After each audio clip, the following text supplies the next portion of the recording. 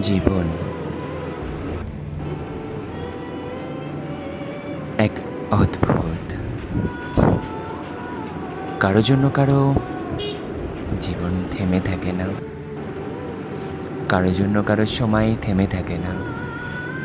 সব কিছুই চলে আপন গতিতে। ক্ষণেকের ক্ষণস্থায়ী পরিচয় মানুষ সহজে কাউকে আপন করে নিতে পারে, আবার কিছু কিছু মানুষ তাকে আপন করতে পারে না। ভুলে যাই তার সঙ্গে কাটানোর সময়গুলো।